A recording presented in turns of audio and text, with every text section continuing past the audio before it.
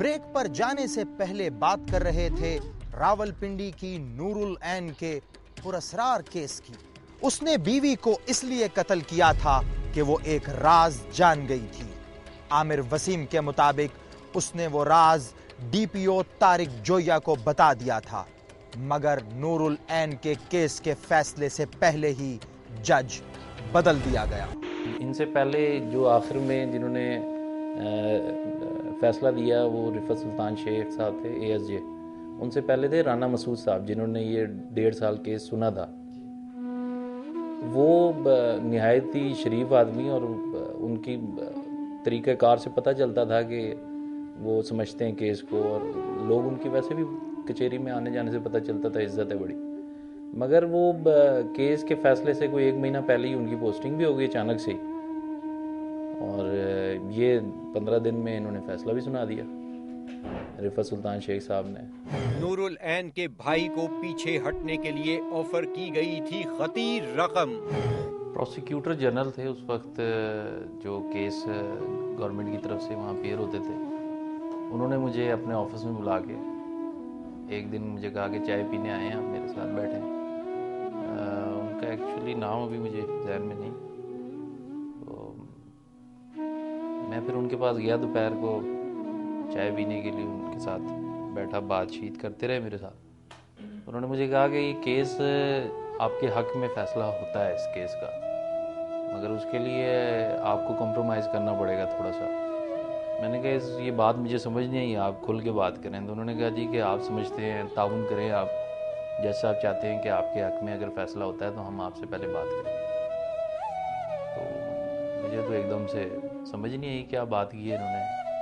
मेरे तो ऐसे जैसे पाँव से नीचे से ज़मीन निकल गई हो। मैंने फिर मामू वगैरह को फ़ोन किया, मैंने बताया नहीं।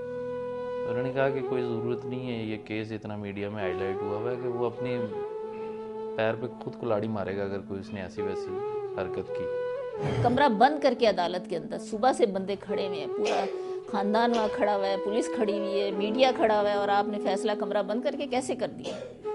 4 बजे आप कह रहे हैं जी कुछ नहीं, अंदर से आया एक पुलिस वाला निकल के, जी फैसला हो गया, आमिर रिहा हो गया। बाप भी बेहोश हो गए वहीं पे। जिस आदमी को होश नहीं है, दिमागी तौर पे कोई काम नहीं कर रहा, जब से ऑपरेशन हुआ वो भी परेशान हो गया। बच्चा कहता है मैं तो सारा माहौल ही ख़त्म हो गया ना हमारा, तो फिर मौत का सन्नाटा हो गया घर में, वही रोना पीटना। और उसी वक्त उसको रिहा कर दिया, जेल भी नहीं गया, वहीं से रिहा होकर घर आ गया। उसी दिन कराची चला गया और अब दुबई भाग गया। 1.5 साल से ये केस हाई कोर्ट में मौजूद है, मगर सुनवाई के लिए तारीख नहीं दी जा रही। हैरत की बात तो ये है कि सुप्रीम कोर्ट के चीफ जस्टिस ने इस केस पर सो मोटो एक्शन लिया और लवाहिकीन ने सुप्रीम कोर्ट के ह्यूमन राइट्स सेल में कई दरखास्तें दी, मगर उन्हें अभी तक इंसाफ नहीं मिला। दुनिया न्यूज ने बात की नूरुल ऐन के बाप कमर अब्बास से, तो वो बेकरार होके रो पड़ा। मजलूम बेटी का बाप ठीक तरीके से बात नहीं कर सकता और हो चुका है कैंसर का मरीज। बेटी की याद उसे बार बार रुलाती है।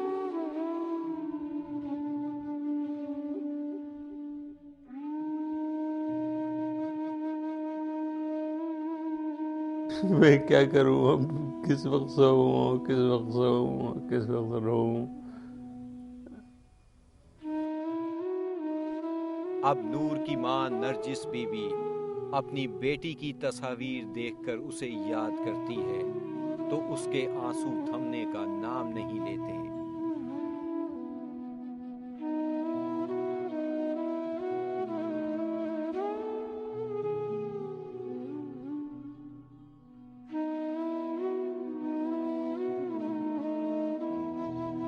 नूरुल ऐन का केस कत्ल से तफ्तीश तक पुलिस डिपार्टमेंट का मुजरिमों से रिश्वत लेने की एक जिंदा मिसाल है। एक ऐसे वक्त में जब केस की तमाम कड़ियां जुड़ चुकी थीं, मुजरिम एतराफ जुर्म कर चुके थे, जिसका सबूत भी मौजूद है। पाकिस्तान के तमाम अखबारात ने इस केस को शह सुर्खी बनाकर शाया किया, मगर मुजरिमों को बाइज्जत बरी कर दिया गया। एसपी मूसा पाकिस्तान के आला हुक्काम से दरख्वास्त करता है कि नूरुल ऐन के शौहर आमिर वसीम को दुबई से गिरफ्तार करके पाकिस्तान लाया जाए और मजलूमों को इंसाफ दिया जाए। ब्रेक के बाद देखिए खत बनाम एसपी मूसा।